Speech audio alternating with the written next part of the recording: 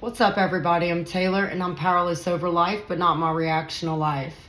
I've been sober since 2020, and I've been involved in several different 12-step programs for the past 2 years. I had to be willing to throw myself into recovery the way I was willing to throw myself in active addiction. Now, I created this YouTube channel to share my personal experience, strength, and hope.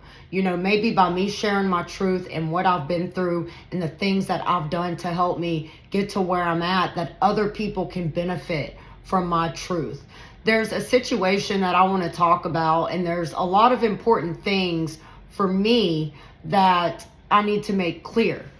So I had to come to the reality very roughly that just because I got sober, that doesn't mean that I was going to be happy. I was told my whole life that if I just took away the addiction, that addiction was my problem, that everything would just be fine. And so I actually believed that because that's what people told me my whole life. They would tell me that addiction was the problem.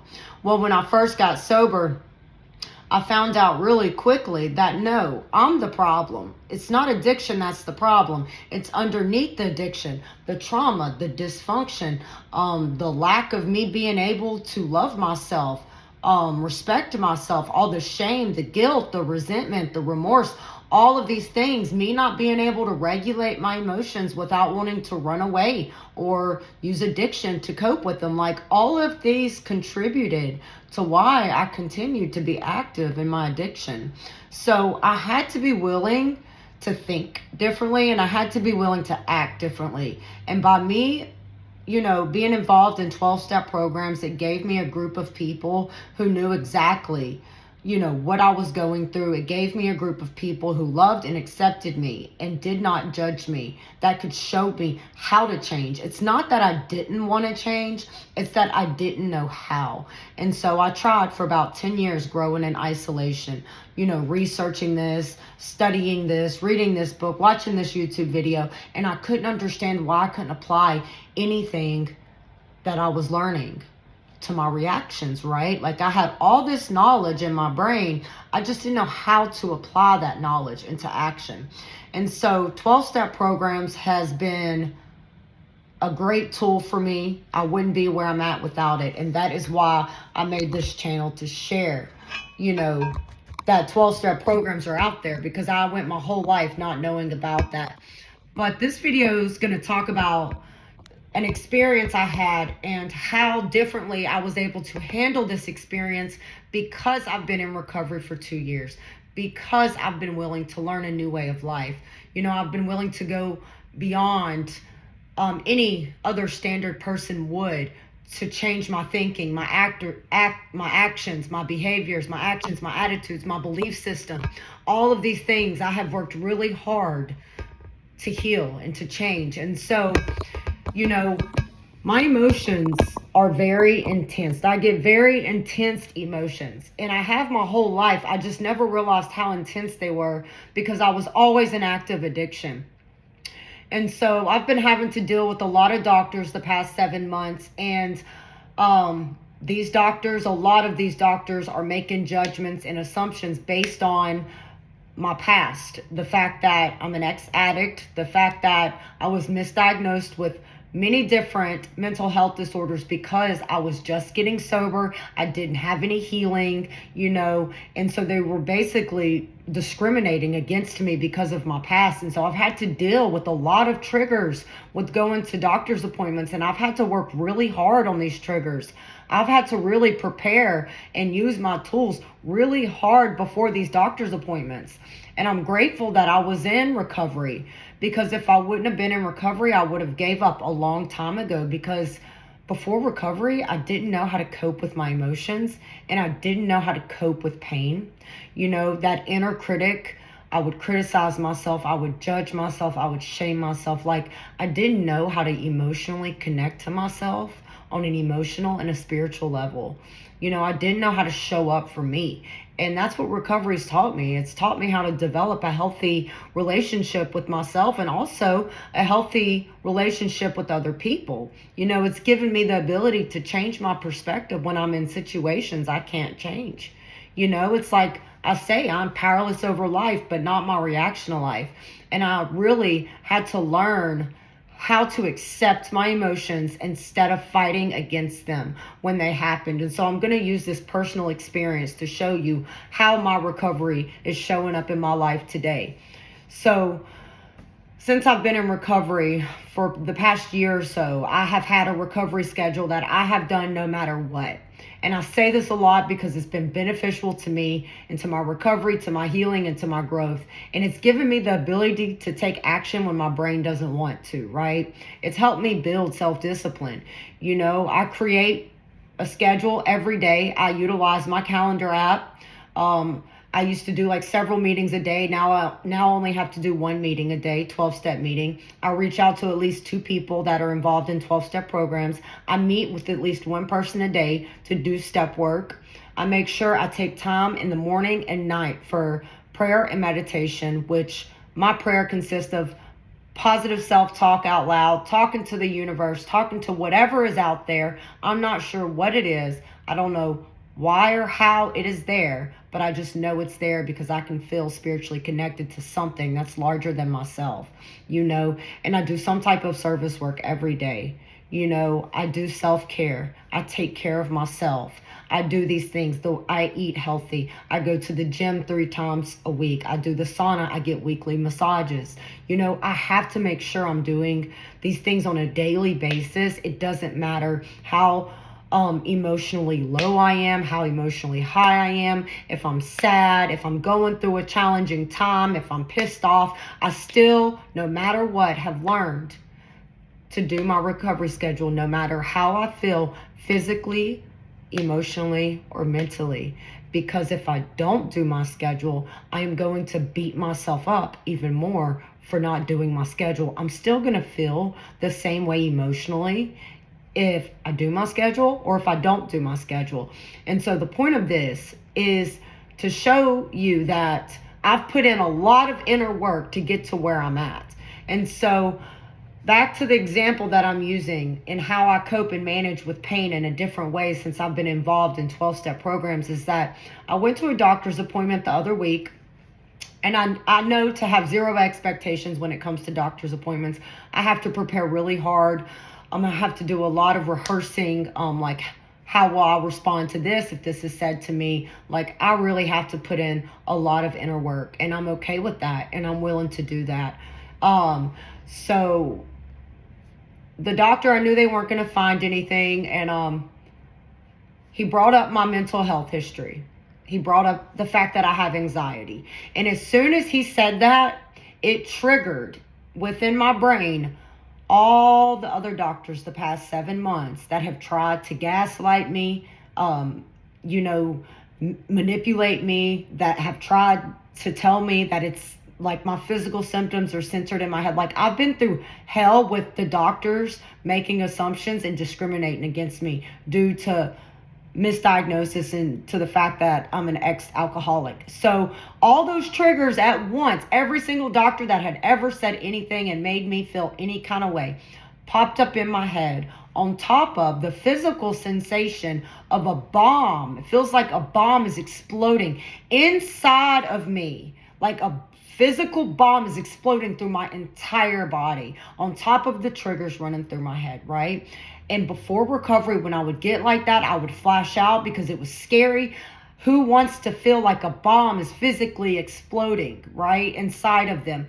This is beyond anxiety. I don't know the right vocabulary word to explain what I physically feel, but I have talked to many other people in my life, and I have only met a handful of people who can relate and who can understand what I am feeling. So, it is not the standard anxiety. So on top of the physical emotion happening, on top of me having to separate the triggers from the past, on top of me having to positive self-talk at the same time, on top of me having to rehearse what's about to come out my mouth, and on top of me having to pause long enough to separate all these different things, right? And I was able, for the first time in my life, okay, I was able to respond with my physical symptoms has nothing to do with my anxiety. I am managing my mental health. And I was quiet because I knew if I was to keep talking, there's no telling what would have came out my mouth, because that's all I could come up with in my head at the moment. Now, the reason I share this is because for the past 7 months at my other doctor's appointments, I do a lot of self-reflection, okay? I have to in order to grow. And I realize, and as hard as this is for me to admit, I have the courage and the honesty and the self-awareness to admit that maybe I haven't gotten as far as I would have wanted to get with the doctors, because my lack of being able to communicate when that bomb explodes within me. So I have shut down at past doctor's appointments because I have been scared to talk, because I have exploded before a lot of times in the past. I have exploded and I have made a fool out of myself. So when my body goes into flight or fight, before recovery, I used to flash out. When I got in recovery, I would just completely shut down because I knew better than to open my mouth. And so when I said that to the doctor, they could tell that I was, very overstimulated, if that's what you want to call it, that I was very in distress. And I do not make eye contact with people. If I am like that, I know better than to make eye contact. I just can't, and that's who I am. And I accept that about myself. I'm not going to force myself to sit there and mask. I'm not going to force myself to sit there and smile. Okay, if I'm feeling some type of way, I'm not going to be rude directly, but I cannot mask. I cannot act authentic when I'm emotional like that. And that's who I am, and I accept that about myself. So I wanted to cry when he said that to me, because like I said, it brought up all the stuff I have been through for the past 7 months, which has been emotionally draining. I have wanted to give up so many times. And because I have been physically sick these past 7 months, it has taught me and it has influenced me to lean towards myself for emotional stability, to lean towards my higher power for my emotional and my spiritual connection. Okay, so I'm grateful that this has happened to me, because it's taught me how to form a better relationship with myself. It really has. And so I could take this bad thing that has happened with my health the past 7 months, and I could look at it as something bad. I could sit there and I could ruminate. I will never be able to do the things that I used to do, and I could obsess about that, or I can accept that and just surrender to that and be like, okay, this is how I physically am now. Why should I live in the past? Why should I wish for something that cannot happen? Why would I want to be anything other than what I am when I cannot be? You see what I'm saying? So recovery has taught me a lot. Now, backtrack. So I waited to cry when the doctor walked out the room, because that's who I am. And I allowed myself to cry. I was scared. I was feeling unseen, unheard, misunderstood. Like, that is a legitimate reason to cry, right? But before the program, before healing, I would have held that inside, and it would have festered and festered. And I would have taken it out on someone else. I would have exploded, okay? But I sat there and I sat down and I allowed myself to cry while comforting myself, positive self-talk, comforting myself like I would comfort anybody else who was upset, how I would comfort my kids, comfort a friend, comfort a stranger, anybody. I had to learn how to comfort myself in that way, and I had to stop depending on other people to make me feel emotionally connected, to make me feel well, to make me feel happy. I had to learn to do that on my own, and it was hard. It really was.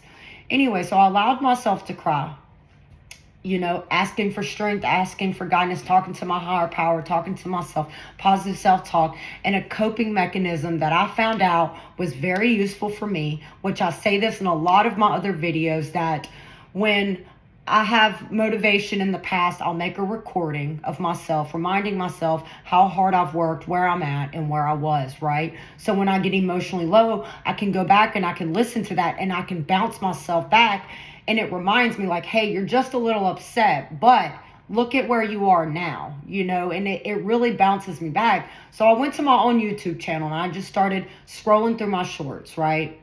And it made me feel gratitude and it gave me hope because of the things that I'm saying in my shorts. It reminded me, Taylor, you're going to be okay. You got this. It's okay to be sad. It's okay to be mad. It's okay to have fear. You're a human being. And so I had to find my own coping mechanisms. Now, I held it together at the doctor, and once I start crying, like I cry, like it floods, and the staff could tell, and I told them, I'm okay, I'll deal with it. I don't have to tell everybody while I'm upset. It's my business, right? I don't have to blast it to everybody. So I'm just like, yeah, I'm a little upset, but I'll be okay. I'm working through it.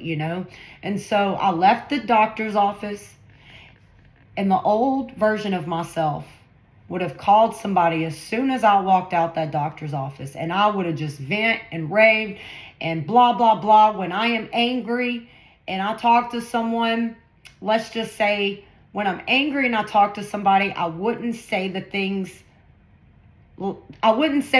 I say when I'm angry if I'm not angry. So I basically regret what I say when I'm angry because I'm venting, right?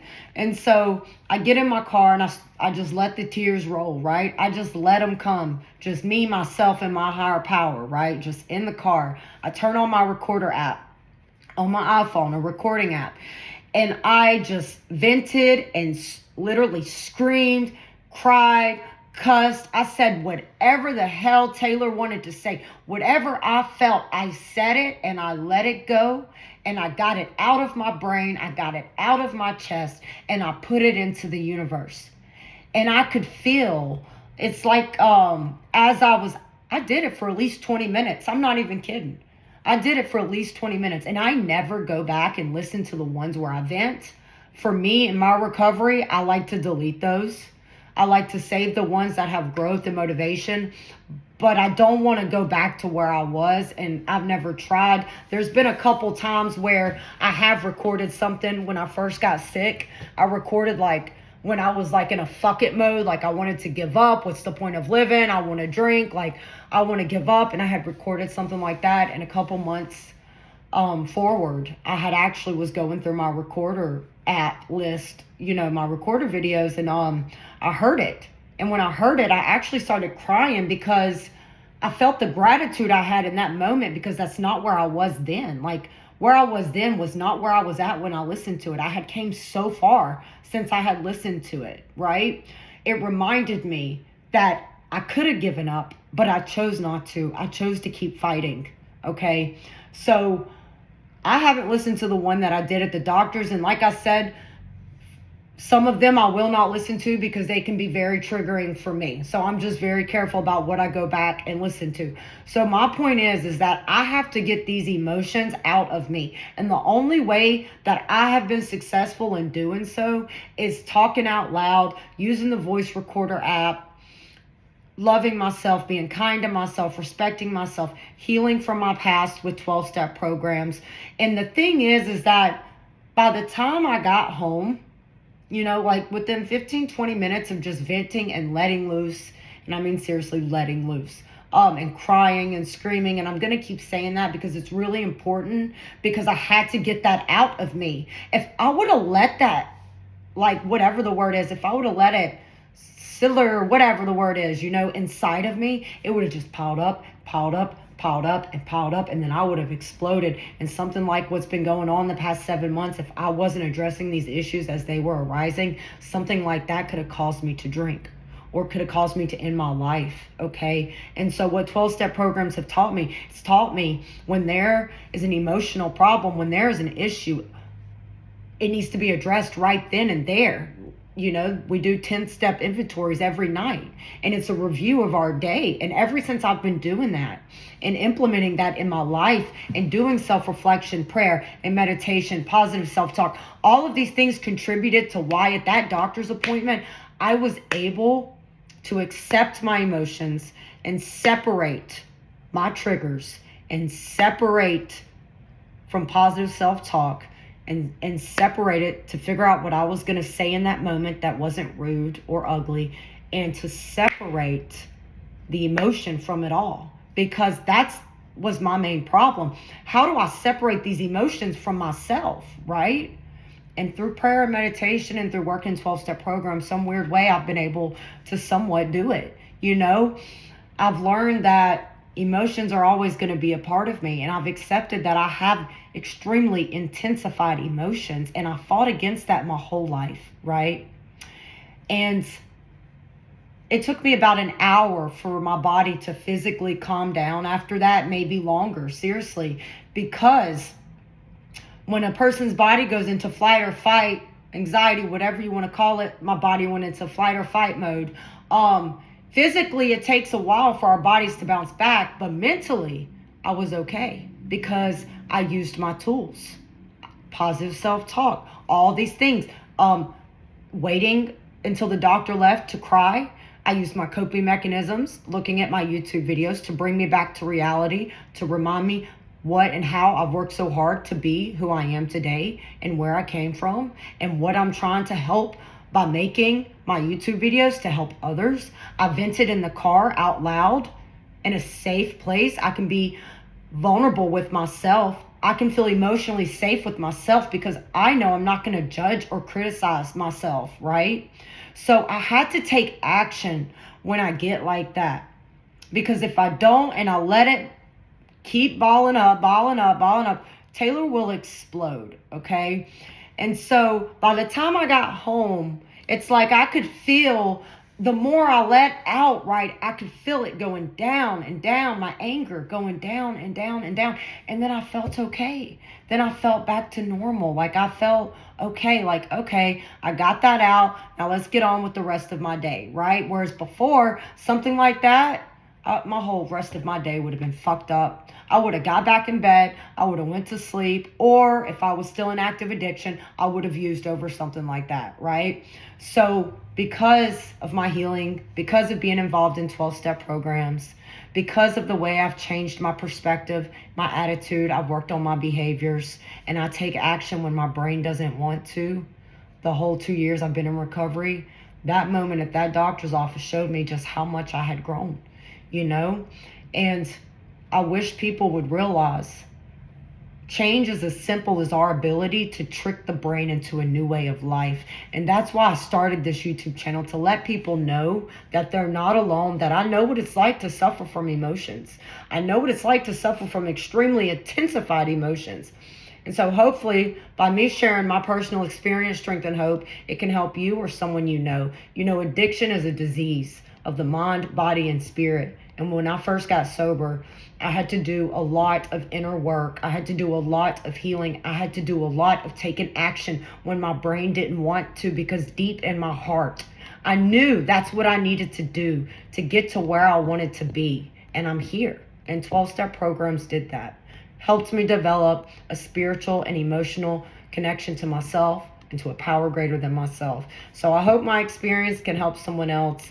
Thank you for listening. I am very grateful for all my subscribers. I appreciate y'all.